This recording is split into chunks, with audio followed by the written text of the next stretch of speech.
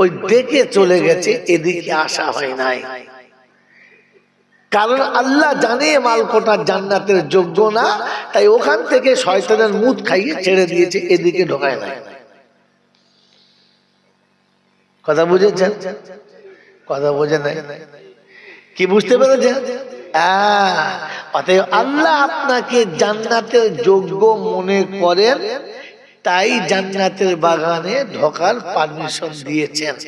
এর জন্য আমরা কি বলবো? কি বলবো? জোরে বলে আলহামদুলিল্লাহ। কি বলবো? কথা বলে না। বলেন আমরা এটা জানি, হ্যাঁ না না। আমি যে পয়েন্ট ছেড়েছি ওখানে আসবো, কিন্তু এটা হচ্ছে তার ভিড়। বলেন এই যে আলহামদুলিল্লাহ আমি বললাম, যে তাহলে আমাদের কি বলা দরকার? আলহামদুলিল্লাহ। এটা আমরা জানি, হ্যাঁ না না। তো এতক্ষণ কেন বলি নাই? যদি জানেন আলহামদুলিল্লাহ বলা দরকার ছিল, কেন বলেন নাই? তার মানে এটা আপনাদের অভ্যাসে নাই। কি এইটা আমাদের অভ্যাসে, যদি বলেন নাই। আর মানুষের অভ্যাসে যখন থাকবে না, তখন গোঁজা মেরে তাকে বলাতে হবে, এমনিতে বলবে, যদি বলে বলবে না। যে মানুষ নামাজের আদি না, নামাজ যার অভ্যাস নাই, ফজরে তুলে দিলেও তারপর আবার ঘুরিয়ে শোবে, নামাজ পড়ার ইচ্ছা যদি বলে হবে না, কারণ নামাজ পড়ার তার আদি নেই।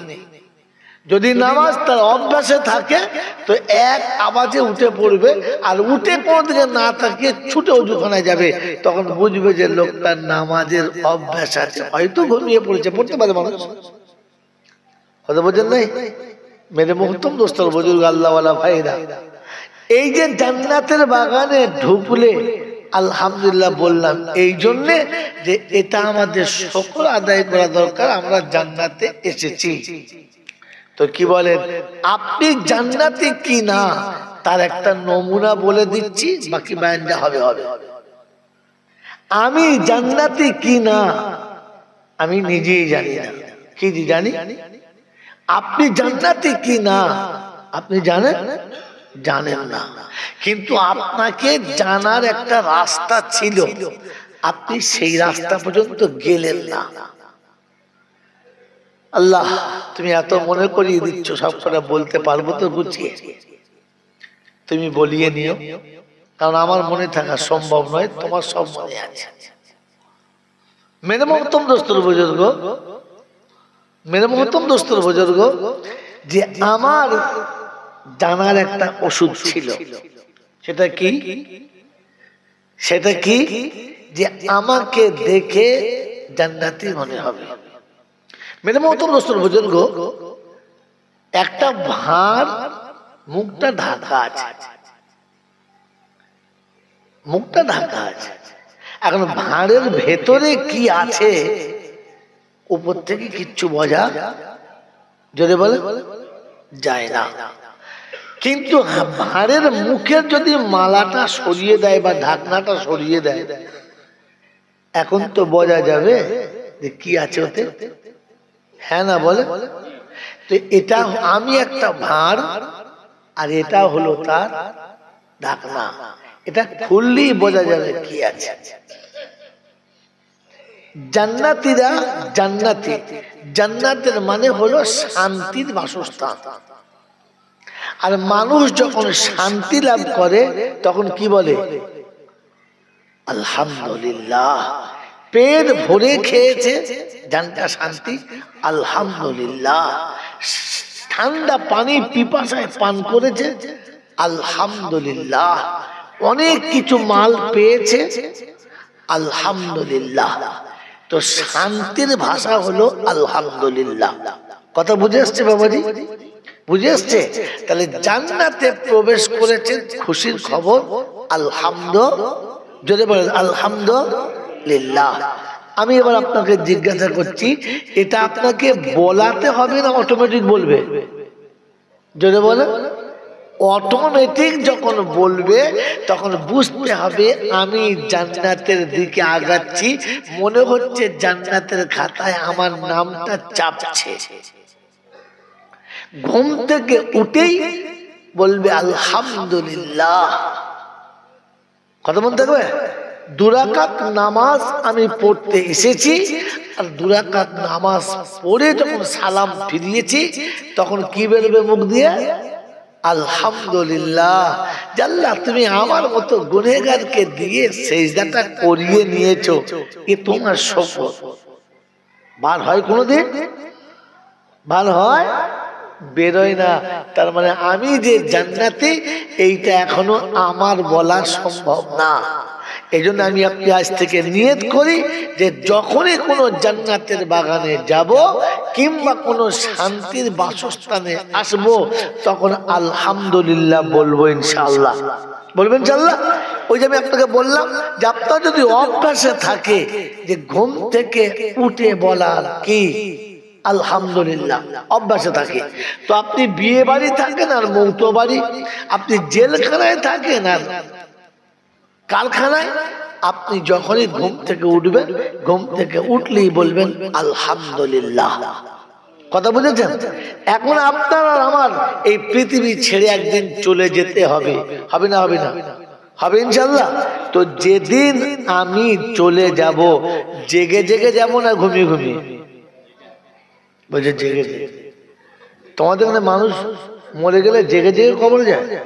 মাল কোথা দিয়ে এখানে আছে মনে হচ্ছে? এক কিরকম যায়? ঘুমিয়ে যায় একেবারে, বাস। আর নম আখুল মত। এজন্য আরবির প্রবাদ বাক্যে আছে যে ঘুম হলো মৌতের ভাই। এটাই নিঃশ্বাস চলে আর ওখানে নিঃশ্বাস নাই, বাকি দুটো সমান সমান। হ্যাঁ না বলে? এবারে মাইয়ের যখন কবরে যাবে আর তার যখন ফেরেশতা সওয়াল জবাব করবে, ও ঘুমিয়ে ঘুমিয়ে না জেগে উঠে? যদি বলে জেগে উঠবে। তো কবরে মাইয়ের যখন ঘুম থেকে উঠবে তো উঠেই বলবে আলহামদুলিল্লাহ। তো ফেরেশতা বলবে তবে ঘুম আমি চলে যাচ্ছি, আর কি করবো, উত্তর সব হয়ে গেছে। ওই 3টে প্রশ্ন হবে না, উত্তর সব হয়ে গেছে এক আলহামদুলিল্লাহতে। ঘুম থেকে উঠেই যখন বলবে আলহামদুলিল্লাহ, তো আল্লাহ বলে ফেরেশতা বেকার ঝামেলা করিস না, পালা। দেখছিস না, উঠেই আমার নাম নিয়েছে। আমি ওর আল্লাহ, আমার নবীর তরিকা দিন সব বুঝতে পারলি তো, আর চলে ঝামেলা করতে হবে। কথা বুঝে এসছি বাবাজি? এই জন্য আপনাকে শোনালাম যে আমরা খুশিতে আলহামদুলিল্লাহ বলবো ইনশাআল্লাহ। তো এটা জান্নাতের বাগানে বসে আছি ফেরেশতাদের সাথে, আল্লাহ সব কিছু দেখছে। আমরা শান্তি চাই, সম্পদ। জোরে বলেন, জোরে বলেন। সম্পদ না, শান্তি চাই। চাই ইনশাআল্লাহ? যদি বলেন চাই ইনশাআল্লাহ। যারা হাত তুলেছেন আর যারা হাত তোলা দেখেছেন উভয়ে বলেন আজ পর্যন্ত কজন ছেলে বিয়ে দেবার সময় বলেছে যে আমরা শান্তি চাই, সম্পদ নাই? বলেন। এ বাবাজিদা এতক্ষণ বুঝতে পারে না মাল কোন মাঠে চাষ দেবে। কি বুঝলেন? বলে আমাদের মুখের কথা হলো শান্তি চাই, যদি বলে সম্পদ নয়, কিন্তু আসলে আমাদের কোনটা চাই, সম্পদ না শান্তি? যদি বলে। এবারে বলেন ওই শান্তির দোকানদার কে? এবার এই ফালতু কথা সমস্যা করে না, আমি যতই গল্প বলছি গল্পটা এই দেখুন ফালতু করে বলে দেয়। কি বললাম? শান্তির দোকানদার কে, যেখান থেকে আমাদের কিনতে হবে? জোরে বলে আল্লাহ। শান্তির দোকানদার কে? আল্লাহ। খরিদ্দার কে? আমরা সবাই। খরিদ্দার কে? আমরা সবাই। কিন্তু লেখা আছে দোকানের উপরে এই দোকানে খরিদ্দার তারা হবে যাদের এই এই কোয়ালিফিকেশন থাকবে, বাকি অন্য কারো হাতে বিক্রি হবে না। জানা আছে এরকম? না। আমি একটা ওষুধ খাই, ট্যাবলেট, আপনারা যতজন এখানে বসে আছেন আমি প্রেসক্রিপশন আপনার হাতে দেবো, আপনি ওষুধ কিনতে যাবেন, ওষুধ দোকানে থাকবে আপনাকে দেবে না। আপনি জোর করলে জেল হয়ে যাবে আপনার,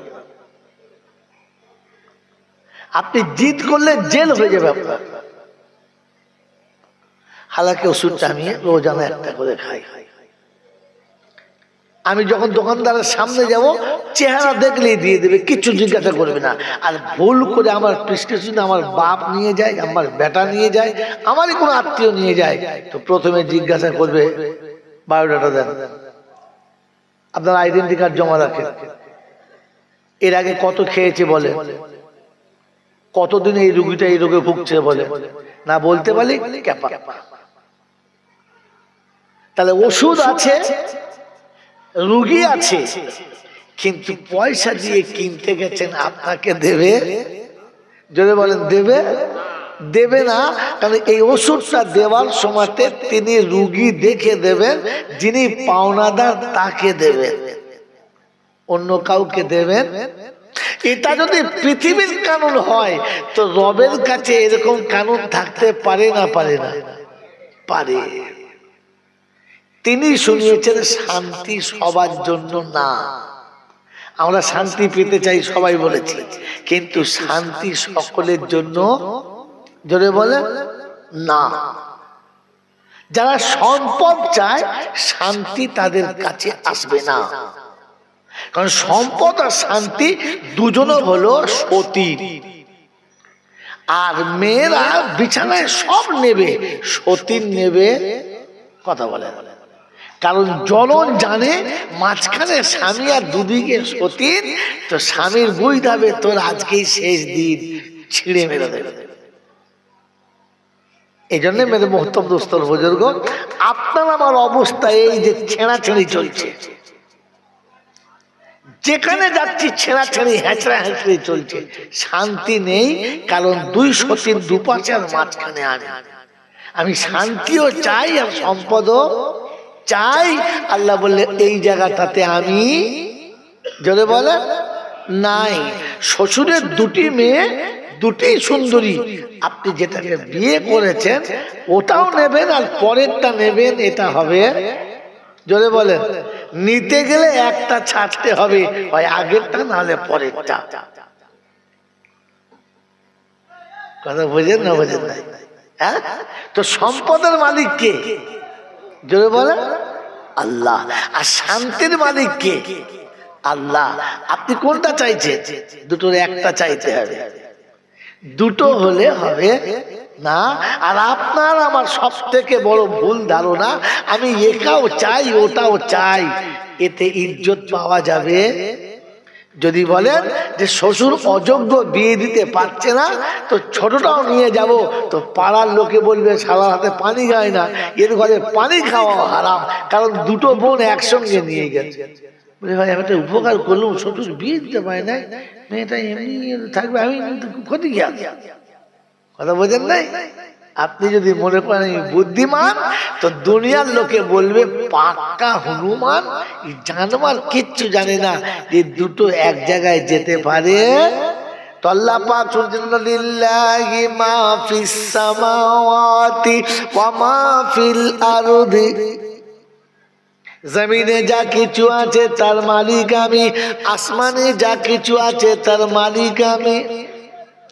কুলিল্লাহুম্মা মালিকাল মুলকি তুতিল মুলকা মান তাশা ওয়া তুইজ্জু মান তাশা ওয়া তুযিল্লু মান তাশা বিয়াদিকাল খায়র। আমি কুল কায়নাতের মালিক, আমি যাকে ইচ্ছা দিতে পারি, যার কাছ থেকে ইচ্ছা কেড়ে নিতে পারি।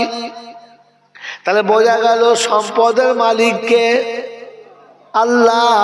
কাকে দেবে কেউ জানে না, তার ইচ্ছা যাবে যাকে দেবে, যার ইচ্ছা যাবে দেবে না। বলে রব্বুল আলামিন শান্তি কোথায়? তো শোনাচ্ছে হুয়াল্লাযী আরসালা হুয়াল্লাযী আনজালাস সাকিনাতা ফি কুলুবিল মুমিনিন।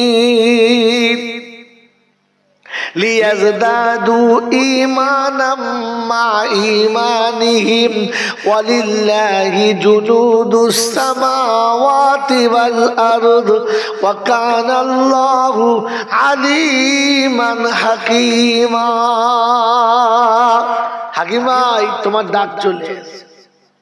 এটা আব্দুল হাকিম সাহেব এরকম মাদ্রাসার জিম্মেদার। এই জন্য হাকিম সাহেবের নাম দিয়ে শুরু করেছে।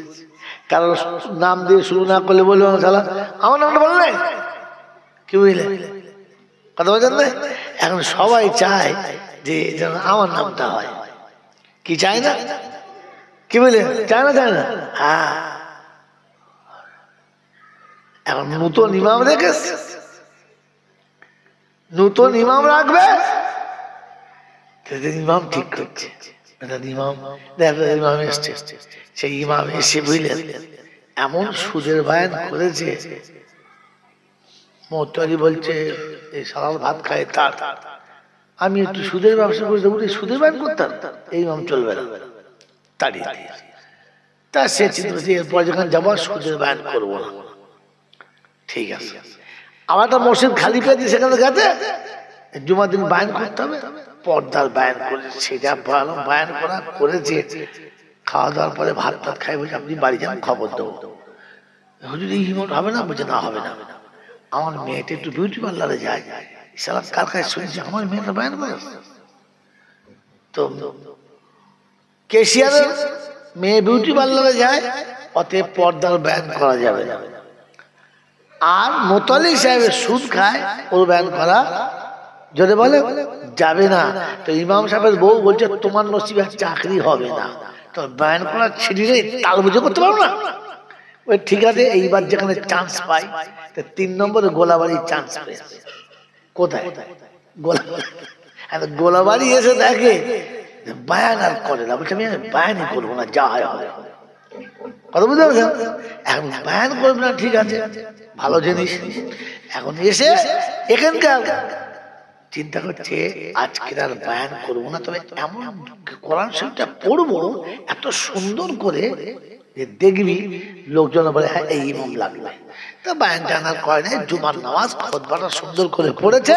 আর সুন্দর করে খুতবা পড়ে চিন্তা করছে সুরা ইয়াসিন দিয়েই শুরু করি। কি বুঝলেন? কথা বলছেন না? বোঝেন না? এখন এই পাড়ার মোতালি আর কেশিয়ারের দুজনের ফাটাফাটি চলেছে। কেশিয়ারও একরকম গুঙ্গার, মোতালি একরকম। বেশ ভালো। ইমাম সাহেব যখন শুরু করেছে ইয়াসিন ওয়াল কুরআনিল হাকীম,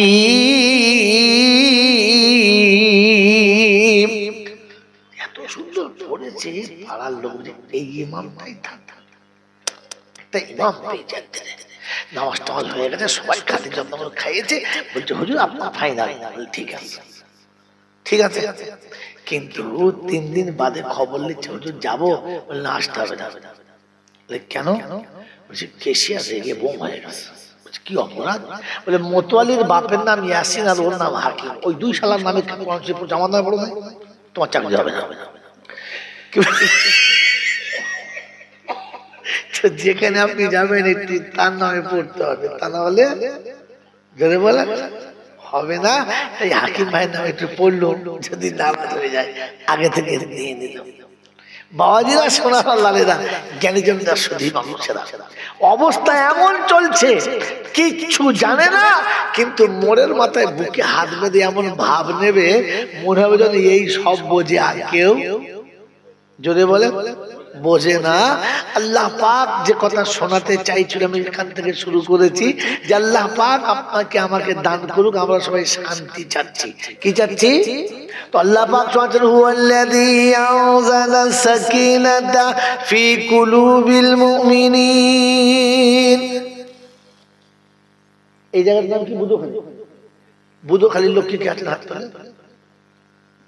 আল্লাহ সব যা আছে খারাপ বলবো না, ভালো কথা বলবো। একদম হাফ হলেও আছে। 24 পারায় সূরা ফাতিহার 4 নম্বর আয়াতে মানে একদম শুরুর দিকে শুনেছি হুয়াল্লাযী আনজালাস সাকিনাতা ফি কুলুবিল মুমিনিন, আমি শান্তি নামক ঔষধটা শুধু মুমিনের হাতে বিক্রি করি। আমার শান্তি শুধু মুমিন পাবে, তার হৃদয়ে শান্তি মুমিন পাবে, আর কেউ কোনো দিন পাবে বলে আশা করবে না। কারণ শান্তির চাবিকাঠি আমার কাছে, আমি মুমিনকে এটা দান করি, অন্য কাউকে করি না। অবাবজিরা, সোনারা, নারেরা, জ্ঞানীজনেরা, বুদ্ধিজীবীরা, আমার আল্লাহওয়ালা ভাইয়েরা, শান্তি পাওয়ার আশা আছে? হ্যাঁ না বলেন? প্রথম মুমিন হতে হবে। প্রথম কি হতে হবে? মুমিন হতে হবে। রাসূলকে জিজ্ঞাসা করা, রাসূল মুমিনের নমুনা কি হবে? মুমিনের কিরকম চরিত্র হবে? মুমিন কারা, কি করে বুঝতে পারা যাবে? তো রাসূল শুনিয়েছেন প্রথমেই, এটা কোরআনেও আছে হাদিসেও আছে, দু জায়গাতে রয়েছে। একে হাদিসে কুদসি বলে। মুসলমানের ছেলে যার শব্দটা হাদিস আর কোরআনের সমপরিমাণ হয়, ওকে হাদিসে কুদসি বলে।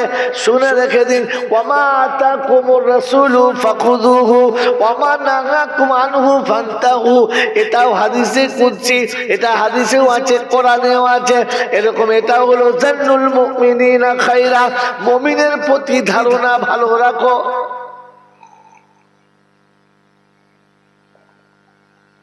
আল্লাহর নবী সাল্লাল্লাহু আলাইহি ওয়াসাল্লাম বলেন, জান্নুল মুমিনিনা খায়রা, মানুষের প্রতি, ও মুমিন তুমি মুমিনের প্রতি ভালো ধারণা রাখো, তবে তুমি মুমিন। মুমিনের প্রতি যদি তোমার ধারণা খারাপ হয়, তাহলে তুমি মুমিন বলে দাবি করছো। আমি আল্লাহ মুমিনের খাতাতে নামটা তুলি না। অবুধখালীর লোকেরা আমাকে খারাপ বুঝবেন না, আমার কথা শুনে খারাপ মনে করবেন না। 30 বছর ধরে যুদ্ধ করে আব্দুল হাকিম সাহেব যে মাদ্রাসাটা ঠাড়ো করেছে, দেনা করে হোক, ধার করে হোক, চুরি করে হোক, ফাঁকি দিয়ে হোক, লোককে ঠকিয়ে হোক আর মিথ্যা বলে হোক, যেমন করে করেছে, দেশের লোকের ধারণা কি শালা মেরে ছেলেদের বাড়ি করে দিয়েছে, শালা মেরে নিজে বাড়ি করে নিয়েছে। হ্যাঁ না? কি হ্যাঁ, দেশের লোককে জিজ্ঞাসা করো, আব্দুল হাকিম শালা চোর, চোর, 1 টাকাও দেয় না।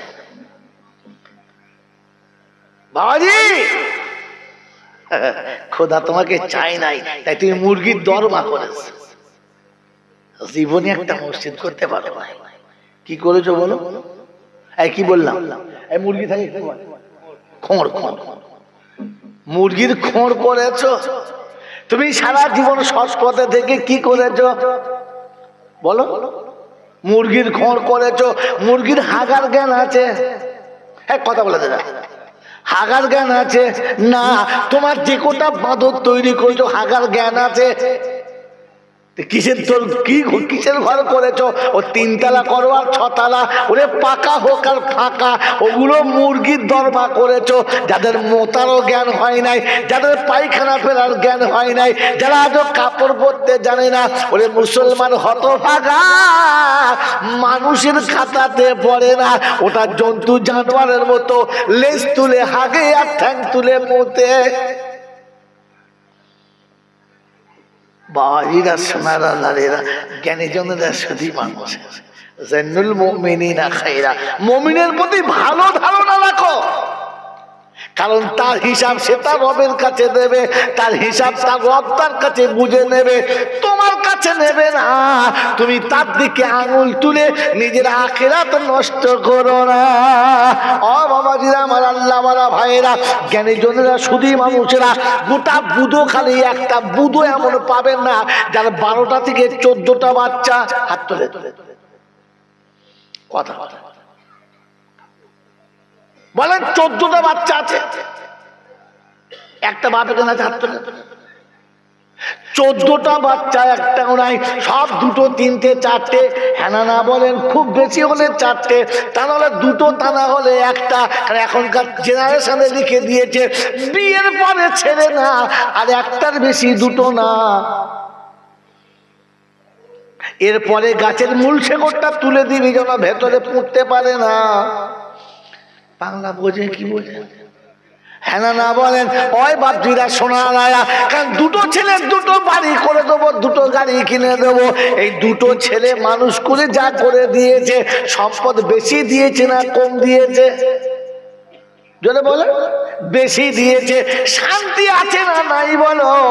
যখন মায়ের 14টা ছেলে হলো, যখন বাপের 18টা ছেলে ছিল, যখন লাইন দিয়ে শুয়ে থাকতো, পদের প্যান্ট কিনতে পারতো না, তখন কিন্তু পিতামাতা শান্তি দিয়েছিল। এত অশান্তি তাদের মধ্যে ছিল না। যখন তুমি ছানা বাচ্চা মেরে দিয়েছো, তখনই তোমার শান্তি চলে গেছে। কারণ তুমি সম্পদে বিশ্বাস করেছো, আল্লাহ রহমতে বিশ্বাস করো না। আল্লাহ বলে ঠিক আছে, সম্পদ নে, তবে শান্তি পাবি না। ছেলের হাতে মার খাবি, বৌমার হাতে ঠেলা খাবি, বুড়ো বয়সে বুড়ির কাছে ঝাঁটা খাবি, আল্লাহ আল্লাহ করে চিল্লাবি, আমি আল্লাহ দেখা দেবো না। তখন মনে হবে বিষ খাবো, গোলায় দড়ি দেবো, কিন্তু মরণ বিষেতে হবে না। বাড়িরা সোনারা লালেরা বলেন, শান্তিতে আছেন নাকি জ্বলনে আছেন? বাবাজি, কারণ আপনি সম্পদ চেয়েছেন তাই শান্তি পালিয়ে গেছে। আপনি সম্পদ চেয়েছেন, শান্তি পালিয়ে গেছে। আপনি যদি শান্তি চাইতেন, তাহলে আপনাকে আল্লাহ শান্তিও দিত, সম্পদও দিত। আপনি তো সম্পদের আশা করে বসে। আমার বাবাজিরা, আমার সোনার চাঁদ বন্ধুরা, আমার সোনামণি মায়েরা, বোনেরা, আমার আল্লাহ পাক শুনিয়ে দিয়েছে, শুনে রেখে দে। আমার উপরে ভরসা করেছে যারা মুমিনের খাতায়, তারা এই গুরুখানির লোকেরা, যাদের 6টা ছেলের ভাত দেওয়ার ক্ষমতা ছিল না, ও 50টা ছেলে ভর্তি করে কোন সাহসে? ওর বাবার কত বিঘে সম্পত্তি আছে? ক বিঘে সম্পত্তির মালিক দেও? কটা ফিসা দিয়েছে? ওই 50টা ছেলেকে ও যে খাওয়ায়, চুরি করে হলে এনে খাওয়ায়। তো আমি বলছি, সে মিথ্যা কথা বলে আনে, চিটিংবাজি করে আনে, খাওয়াচ্ছে। এই 50টা ছেলের মধ্যে যতগুলো ছেলে পর্যন্ত পাগড়ি পেয়েছে, এর মধ্যে একটাও কি হাক্কানি হাফেজ বেরোবে? 1 বিঘে জমি চাষ করেছি, পোকা লেগে সব সালা চিটি হয়ে গেছে। হ্যাঁ বা 1 কেজি ধানও বেরোবে? হ্যাঁ না বলেন? ওই 1 কেজি ধানের বীজ তুলা ফেললে আমার তো 10 বিঘে হবে। রব্বের জল জালাল বলে, একটা পাস করবি, একটা। আমি আল্লাহ কিয়ামতের ময়দানে তোকে ফার্স্টে পাশেই দাঁড় করাবো। আমার কোরআন বাঁচানোর জন্য চেষ্টা করে চলো চলো। আমি আল্লাহ পাক রহমানুর রহিম তখন দেখা, বাপ মারা গেছে, সন্তান মারা গেছে, পিতার এখন ঘোর ছুটে গেছে, বাচ্চাকে কবরে শুইয়ে দিয়েছে।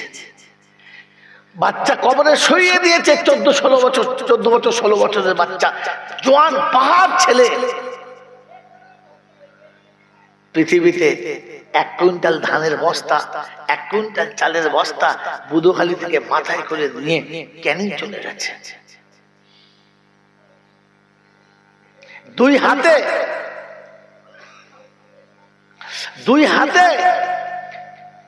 40 কেজি করে 80 কেজি মাল সাইকেলে দুদিকে ঝুলিয়ে নিয়ে চলে গেছে।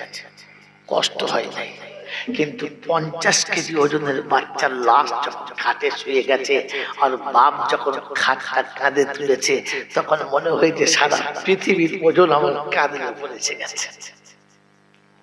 কারণ পিতার কাঁধের উপরে পুত্রের লাশ সব থেকে বেশি ভারী। ও কাফনের কাপড় পরায় আর বলে, আব্বা আমার শখ ছিল তোর হাতে জামা পরার, আমাকেই পরাতে হলো।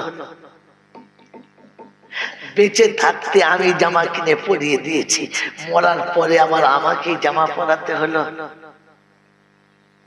তুই এত তাড়াতাড়ি চলে যাবি এই আশা আমি করি নাই। বাচ্চাকে কাঁধে করে নিয়ে বাপ যাচ্ছে। ওই বাপকে জিজ্ঞাসা করো, পায়ের তোলার জমিন অটোমেটিক সরে যায়, আর বাপ কবরস্থানের দিকে যায়। লাশটা কবরে নামিয়েছে, মুখের কাপড়টা খুলেছে, আর বাপ বেটার মুখের দিকে তাকিয়ে বলছে, আব্বা ভাই খাস না, ঘাবড়াস না, আমি খুব তাড়াতাড়ি আসছি, তুই ভয় খাস না, আমি আসছি। বাচ্চা শুয়ে গেছে, উপর থেকে লোক ডাকছে, উঠে আয়, কতক্ষণ কষবি? বাচ্চার মুখের দিকে তাকিয়ে কতক্ষণ থাকতে, উঠে আয় উঠে আয়, উপরে তুলে নিয়েছে, একটার পর একটা মা সাজাচ্ছে আর বাপ বেটার মুখের দিকে অধীরে তাকিয়ে আছে। আব্বা, গোটা কবরটা বাঁশে ঢাকা হয়ে গেছে, মাটি দিয়ে সবাই চলে যাচ্ছে, সবাই চলে যাচ্ছে। আজ আপনাদের বলে দিয়ে যাচ্ছি, শয়তান চেনার রাস্তা। যখন মাটি হবে আর মাটি দেবে না, চোখ দিয়ে পানি পড়বে, তখন কিছু দেখবেন স্পেশাল শয়তান আছে, আপনার হাতটা ধরে খুব করুণ স্বরে বলবে, উঠে আয়, ছেলের কবরের কাছে কাঁদিস না, কষ্ট হবে। তখন জানবে এটাই হচ্ছে আসল শয়তান। তখন আস্তাগফিরুল্লাহ মনে মনে পড়বেন আর দোয়া করবেন, আল্লাহ এই শয়তানকে এখান থেকে সরাও।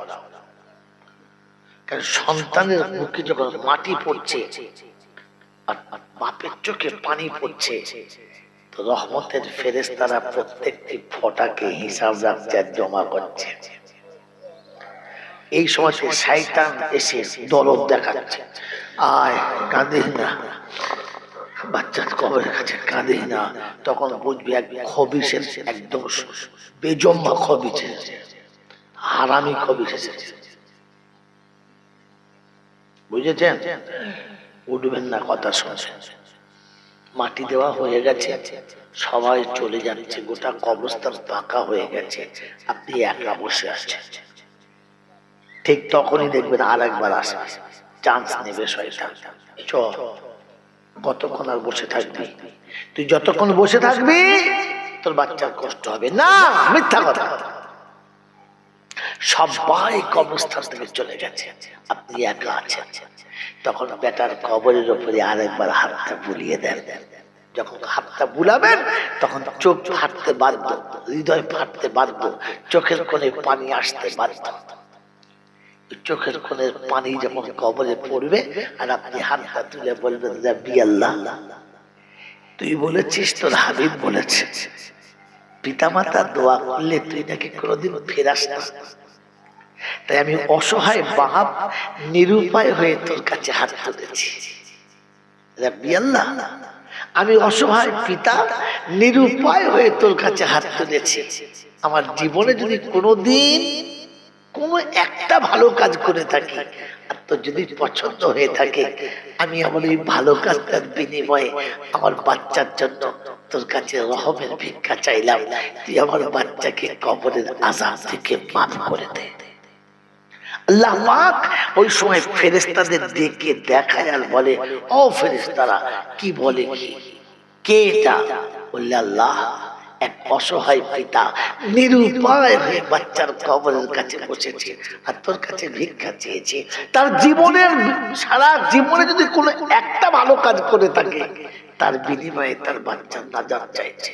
তো আল্লাহ পাক শোনাচ্ছে, ফেরেশতা, ওর তো একটাই মাত্র ভালো কাজ ছিল, সেটাও দিয়ে দিয়েছে। বললে, হ্যাঁ, কারণ রাব্বি আল্লাহ, সন্তানকে পিতা নিজের জানের থেকে বেশি ভালোবাসে, তাই আজকে দিনেতে তার বাপ সব ছেড়েছে। রব্বে জুল জালাল বলে, ও ফেরেশতা, সাক্ষী থাক, পিতা যদি সন্তানের মুহাব্বতে জীবনের সব থেকে ভালো আমলটা তার বিনিময়ে বাচ্চাকে বাঁচানোর চেষ্টা করতে পারে, তো আমি আল্লাহ ওই বাপের থেকে বান্দাকে বেশি ভালোবাসি। তাই বিনা আমলে আর কোন রকমের কোন নেকি না থাকার পরেও আমি আল্লাহ আমার বান্দাকে বাঁচিয়ে নিতে পারি। বলুন সুবহানাল্লাহ। এই জন্য মেরে মোহতরম দোস্তর বুজুর্গ, কখনো কারোর প্রতি খারাপ ধারণা করবেন না, কারোর দিকে আঙুল তুলতে যাবেন না, কারোর প্রতি খারাপ ধারণা নেবেন না, খারাপ ধারণার উৎস বানাবেন না।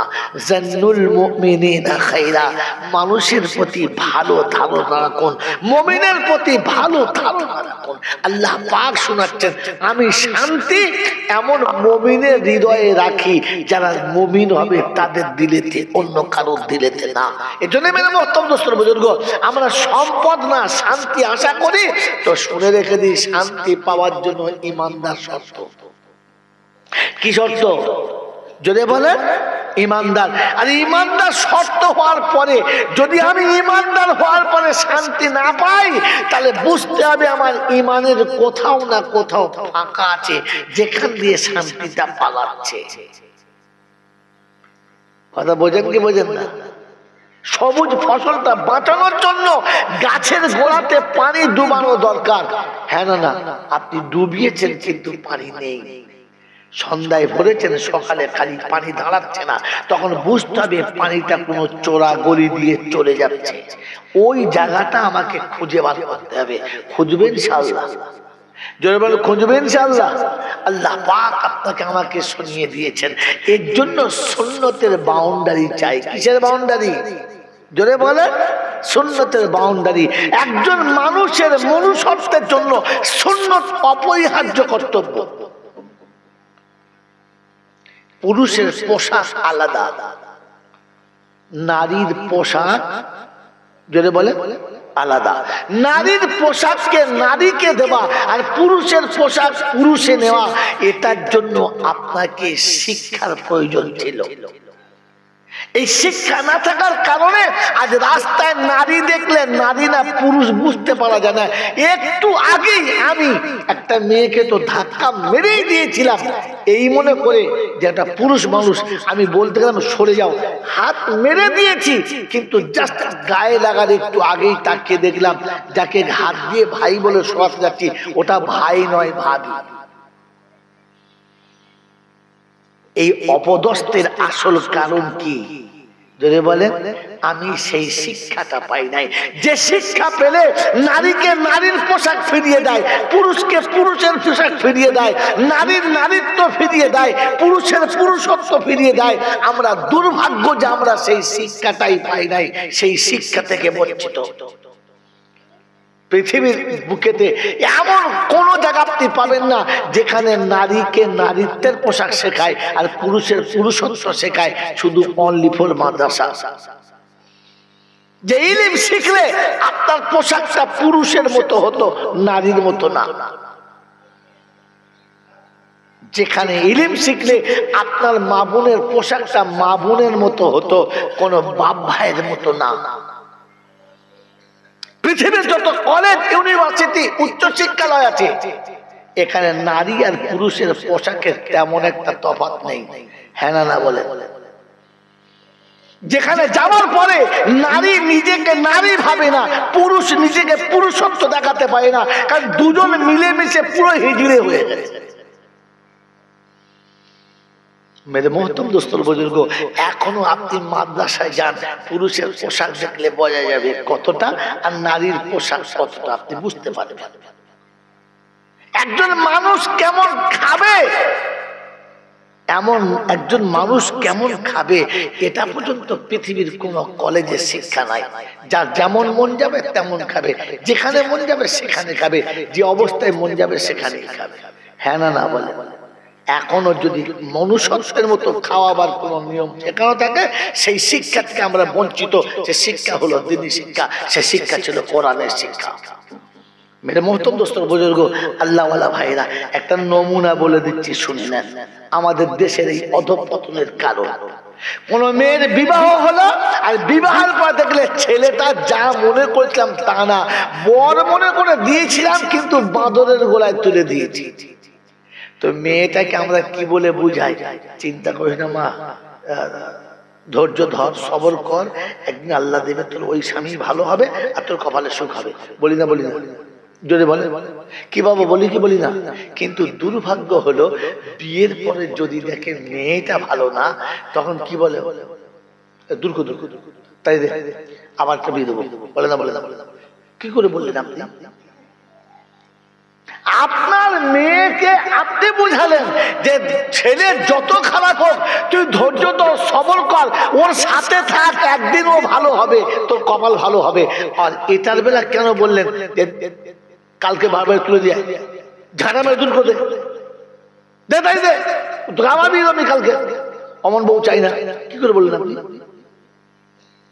আপনি একবারও ছেলেকে বোঝালেন না যে বাপ তোর তকদিরে ছিল, এটা হয়েছে, তুই তো সবর কর, ওকে একটু বুঝা, ও যা বলে ওর কথা একটু শোন, দেখ তুই একটু ওর হয়ে চল, দেখবি একদিন দুজনের সংসার আন্ডারস্ট্যান্ড হয়ে যাবে, আর দুজনের মধ্যে একটা ভালোবাসা গড়ে যাবে। বুঝিয়ে নে, উনি বলেছেন বলেছেন আপনি বসে বসে এক মুখে দুরকম ফায়সালা দিচ্ছেন, আর ফের আপনি শান্তির আশা করছেন। এর দুর্ভাগ্যের কারণ হচ্ছে আপনি ইলম থেকে বঞ্চিত, এই শিক্ষা থেকে বঞ্চিত। যেখানে শিখলে আপনার খাবারটা সেখানে হতো, কারণ সেখানে সুন্নতি ছিল। দস্তরখান বিছিয়ে খাবে, মাথা নিচু করে খাবে, মাথায় টুপি দিয়ে খাবে, খেতে খেতে দোয়া বলে খাবে, খাওয়া হয়ে গেলে দোয়া বলবে, প্লেটটা পরিষ্কার করে খাবে, গরু ছাগলের মতো খাবে না। আপনি এম.কম টমটম ঝমঝম যত বিদ্যা শিখেছেন, ওখানে আপনাকে গরুর মতো দাঁড়িয়ে খাবে, ছাগলের মতো চলতে চলতে খাবে, মুরগির মতো যেখানে খাবে সেখানে পেচ্ছাপও করে দেবে। হ্যাঁ না বলেন না? আর পেচ্ছাপ করে ওইভাবে মুছে নেবে, জীবনের শরীর থেকে পাকলা পাকলা বুঝবে না।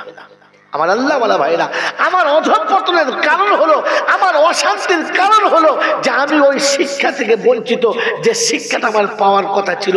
আপনি শিক্ষা থেকে দূরে সরে গেছেন।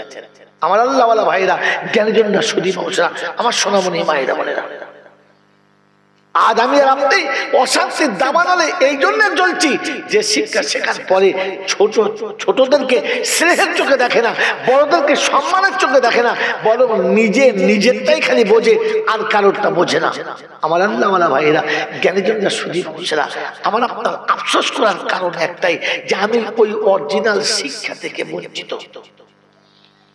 আমি ওই শিক্ষা থেকে বঞ্চিত যে শিক্ষায় থাকলে আমাকে আমার রবের সঙ্গে পরিচয় করিয়ে দিত, আমার মালিকের সঙ্গে আমার পরিচয় হতো। ওই শিক্ষা থেকে আমি বঞ্চিত। এই শিক্ষা থেকে বঞ্চিত বলে বাপ বেটার কাছে লাঞ্ছিত, স্বামী বিবির কাছে লাঞ্ছিত, বড়রা ছোটদের কাছে লাঞ্ছিত, মাস্টাররা ছাত্রদের কাছে লাঞ্ছিত, ধনীরা গরিবদের কাছে লাঞ্ছিত। রাস্তাঘাটে যেখানে যাবে শুধু একে অপরকে লাঞ্ছনা ছাড়া সান্ত্বনা দেওয়ার কেউ নেই। এই জন্য মেরে মোহতরম দোস্ত বুজুর্গ, আল্লাহ পাক প্রিয় নবী বললেন, আল মুমিনু মিরআতুল মুমিনিন। মুমিন তুমি শান্তি পেতে চাচ্ছ তো প্রথম মুমিনের নমুনা হলো, মুমিন আয়নার মতো হবে। একটা আয়না দেখে যেমন সামনের মানুষ বুঝে নেয় আমার কোথায় কোথায় দাগ আছে, যেমন আয়না দেখলে সামনের মানুষ বুঝে নেয় আমার মুখে, আমার চেহারায় কোথায় কোথায় কালি লেগে আছে, নোংরা লেগে আছে। মুমিন যখন সামনে দাঁড়াবে আর একজন বুঝে নেবে আমি মুসলমান আর মুমিন বলে দাবি করি, আমার মানায় না, কারণ আমার চেহারাটা আয়নায় দেখে মুমিন মনে হচ্ছে না। বাবাজিরা, সোনার আল্লাহরা, জ্ঞানীজনরা, বুদ্ধিজীবীরা, এই জন্য আপনাদের কাছে এতগুলো কথা আমি ঘুরিয়ে ঘুরিয়ে বলছিলাম যে যাতে করে আমার জীবনে শান্তির বাতাবরণ ফিরে আসে। আনবার চেষ্টা করবে ইনশাআল্লাহ, যদি আনবার চেষ্টা করবে ইনশাআল্লাহ। কোরআন চলছে, অনুনাজ্জিলু মিনাল কুরআনি মা হুয়া শিফাউ ওয়া রাহমাতুল লিল মুমিনিন। বিশ্ববাসী শুনে রাখো, তুমি শান্তির আশাবাদী, শান্তি পাওয়ার কামনা করো তো আল্লাহ প্রথম শুনিয়ে দিলেন, আমি শান্তির ধারাটা কোরআনে শোনাচ্ছি। প্রথম বলেছি মুমিনের দিলে যাবে, আর আমি কোরআন নাজিল করে বলেছি, অনুনাজ্জিলু মিনাল কুরআনি মা হুয়া শিফাউ ওয়া রাহমাতুল লিল মুমিনিন। মুমিনের জন্য রহমত হলো কোরআন। অমুসলমানের ছেলে শুধু কোরআন শেখার জন্য না, মুমিনের জন্য রহমত, যেখানেই যাবে রহমত।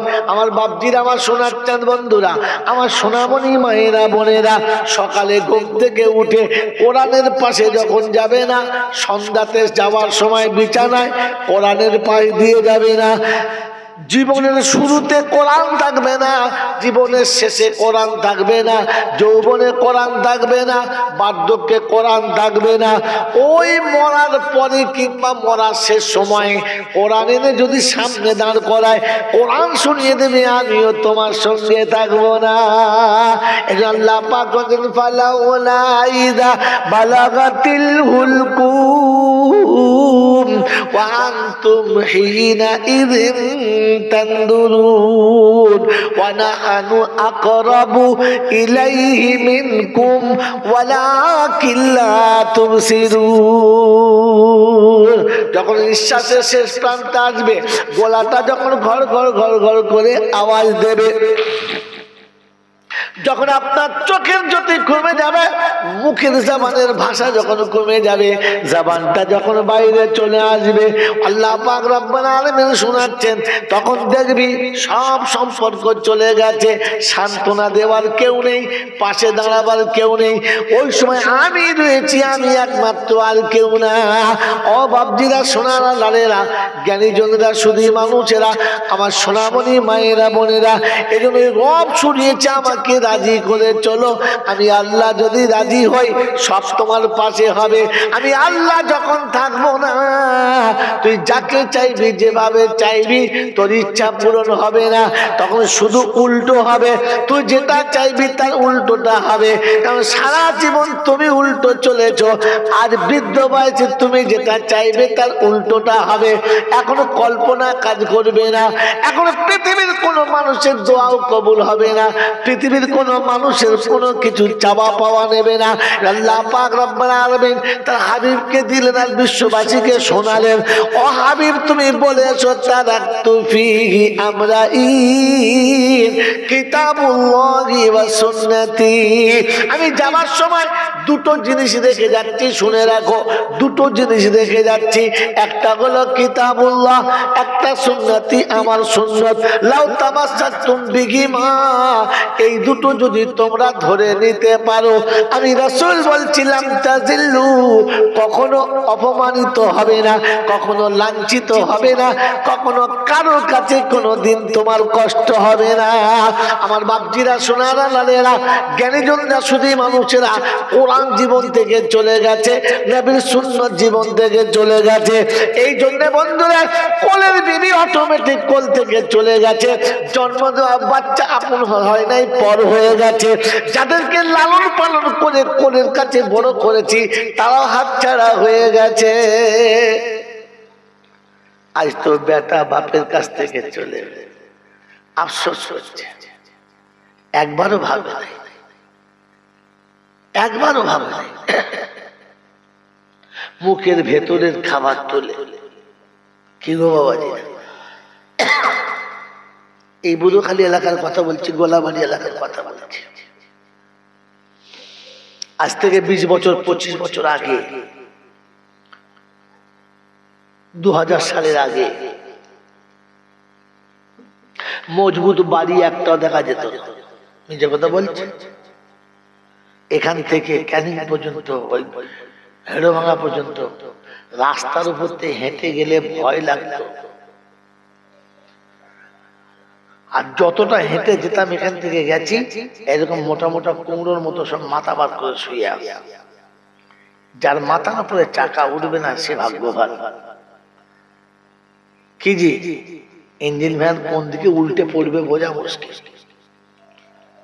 এইরকম রাস্তার উপরে আর এরকম ভাঙা ঘরের ভিতরে সারাটা জীবন কেঁদেছে আপনাকে আমাকে খেতে দিয়েছে খেতে দিয়ে ঠিক তৃপ্তি হয় নাই মা বাচ্চাকে খাওয়াচ্ছে আর ঘরের ভিতরে বসে বসে কাঁদছে আর বলছে আল্লাহ পেটে বাচ্চাদের দিলে কিন্তু বাচ্চাদেরকে দুমুঠো পেট ভরে খাওয়াতে পারলাম না আল্লাহ তুমি আমার বাচ্চাদের একটু মুখের দিকে তাকাও না আল্লাহ আর খুব ভালো মনে পড়ে বাংলা মাদ্রাসায় জলসা করে ওই রাতে আমি আসছি এই নামতে খালি জলসা করতে মোটর সাইকেল নিয়ে আসছি পিছনে একজনকে বসিয়ে নিয়ে কথা বুঝেছেন সে এখানে এসে গাড়ি থেকে নেমে বলছে বলছে আমি জীবনে আপনার গাড়ি আর কোনোদিন যাবো না আল্লাহ ভাই কি অন্যায় করলাম বলো বলছে অন্যায় হলো এইটা যে আপনি যে গাড়ি এনেছেন বিশ্বাস করতে পারিনি ওই পর্যন্ত যাবো বলে শুধু মনে হচ্ছে যেন নাগরদোলায় উঠলে একটু দেরিতে পাক খায় আপনি যা পাক মেরে আনছিলেন তখনই ওঠে আর তখনই নামে মানে সে রাস্তা আপনাকে বলে বোঝানো যাবে না এখন তো সুন্দর রাস্তা হয়ে গেছে গাড়ির চোখ বন্ধ করে কি বললাম ব্রেক না করে চালানো যায় কিন্তু এই রাস্তা আসার জন্য অনেক মায়ের নীরবে চোখের পানি ফেলতে হয়েছে নীরবে চোখের পানি ফেলতে হয়েছে। বন্ধু মনে পড়েছে, কথাটা শুনিয়ে দিয়ে চলে যাচ্ছি। আমি আপনি আজকে যে সুখের বাতাবরণ দেখছি না, এখানে আপনার আমার আব্বা মায়ের চোখের পানি রয়েছে। আষাঢ় শ্রাবণ মাসে যখন জোর ভাপড়ি মেরে ঝড় আসছে আর নদীর পানি যখন ধাক্কা লেগে বাঁধ ভেঙে যাবো অবস্থা, মাটির ঘরের ভেতরে বাপ বাচ্চা দুটো বুকের ভেতরে নিয়ে পাখির বাচ্চার মতো চেপে ধরে বসে আছে আর চোখ দিয়ে ঝরঝর করে পানি আসছে। আমার আল্লাহ বলা ভাইরা, জ্ঞানী জনরা সত্যি মানুষেরা, যখনই পানির আওয়াজ এসেছে, হাওয়া জোর বয়েছে, বাপ ঝরঝর করে কেঁদেছে আর বলেছে, আল্লাহ আমার বাচ্চাদের তুই বাঁচিয়ে দিয়ে। এই নদীর পাড়ে হট করে যদি নদীর বাঁধটা ভেঙে যায়, মাটির ঘর ভেঙে যাবে, আমার বাচ্চারা খুব কষ্ট পাবে। আল্লাহ তুমি আমার বাচ্চাদের জন্য একটু সুরাহা করে দাও। আকাশের যতবার ঝড় উঠেছে, মা বাপের হৃদয়ে তার থেকে বড় ঝড় উঠেছে, আর তারা কেঁদে চোখের পানিতে বালিশ ভিজিয়ে ফেলেছে। বাচ্চা আমি আর আপনি শুয়ে ঘুমিয়ে গেছি, কিন্তু তারা মাতার কাছে বসে থেকেছে। না জানি কখন ঘর ভেঙে যাবে, না জানি কখন ঝড়ে চালটা উড়ে যাবে, না জানি কখন ঝড়ে নদীর বাঁধটা ভেঙে যাবে, আর বাচ্চাদেরকে কোলে কোলে দিয়ে পালাতে হবে। তাদের চোখের পানি জমা হয়ে হয়ে তবে রাস্তা সমান হয়েছে, এমনি হয় নাই বন্ধু। আমার আল্লাহ বলা ভাইরা, আজই হাকিম সাহেবের ঘরে খেতে যাচ্ছিলাম, ডাইনে বামে পাকা বাড়ি, মজবুত মজবুত বাড়ি। মনে মনে করলাম, আল্লাহ একদিন এখানে এসেছি যেদিন দুই পাশে একটু ভালো বাড়ি দেখতে পাওয়া যায় না। আজ বাড়ি হয়ে গেছে, এমনি হয় নাই, এমনি হয় নাই। এর জন্য কুরবানি লেগেছে। বিশ্বনবী জনাবে মুহাম্মদ রাসূলুল্লাহ সাল্লাল্লাহু তাআলা আলাইহি ওয়াসাল্লামের জামানার একটা ওয়াকিয়া মনে পড়ে গেল, শুনিয়ে দিচ্ছি। সাহাবী দুনিয়া ছেড়ে চলে গেছে, স্ত্রীর দ্বিতীয় সংসারে চলে গেছে।